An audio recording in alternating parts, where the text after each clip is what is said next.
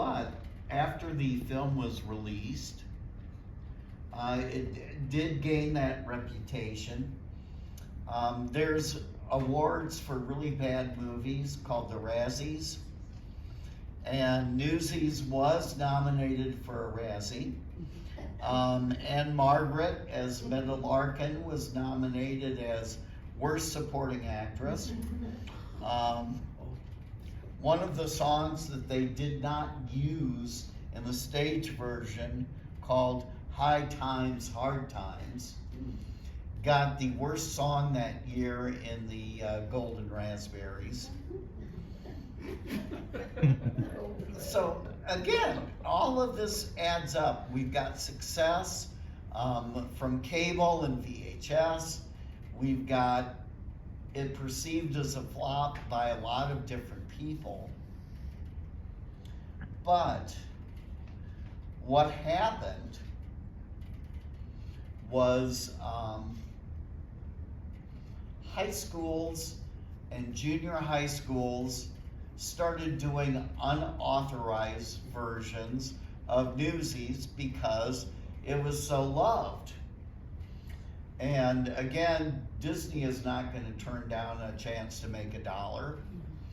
And there's an organization called Music Theater International, which Summer Place uses all of the times for certain musicals to secure the rights and pay to do the show, so the authors and owners of the piece actually get paid, because as a writer, I want to get paid for what I produce. So these high schools and junior highs kept going and doing these unauthorized productions, and they would go to Music Theater International and said, we want to do Newsies, is there a stage version? There wasn't. And of course, Disney did not see a need for a stage musical of something that they perceived was a flop. So, Thomas Schumacher started to figure out that there was an audience and a need to do a version of Newsies on stage. And he is the president of the theatrical and the Broadway part of the Disney business. And so he commissioned a workshop to see if this could actually work on stage. And so he got the original screenwriters back, who didn't know anything of the difference between a stage musical and a film. And they puttered with it, and they tried this, they tried that, and they basically abandoned it. So it's a dead project in the water. Until Harvey Fierstein, who you know from his play Torch Tong Trilogy, the book To Kinky Boots, him as an actor, had a what? Hairspray, of course. And this was after Hairspray. He wanted to work with Alan Menken. He's not a lyricist, but he thought it'd be fun to have a project with Alan Menken.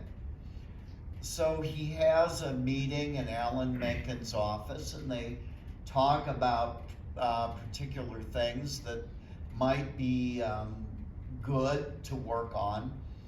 And Fierstein is in the office, and there's a big poster for Newsies. And Fierstein says, I really like that. There are problems with the movie, but it's a good story. It's all about David versus Goliath, which is a universal theme. The small guy getting eaten by the big guy. And the small guy comes out on top.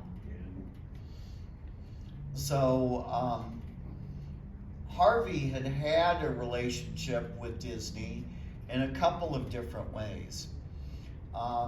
He was the voice of one of the characters in Mulan.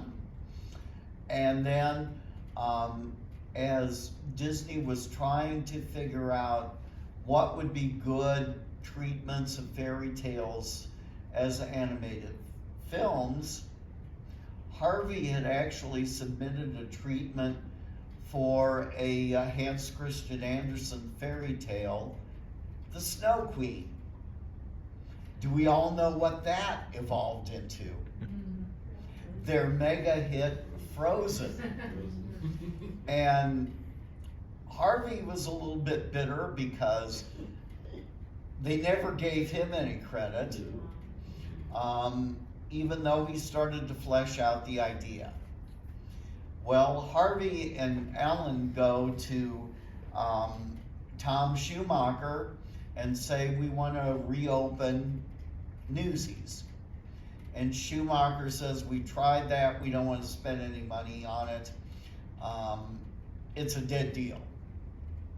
Well, because Harvey was still kind of PO'd at Disney, he starts working on it by himself.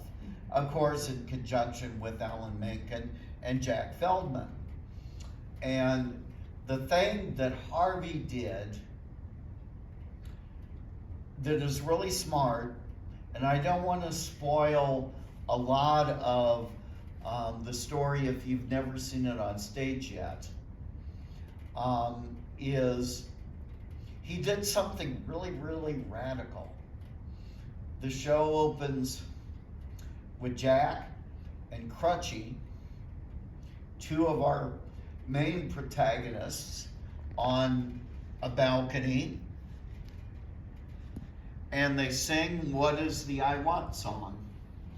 And I can't think of any other musical, and if any of you can, think of a musical that has the I Want song right when the show starts. Right at the top,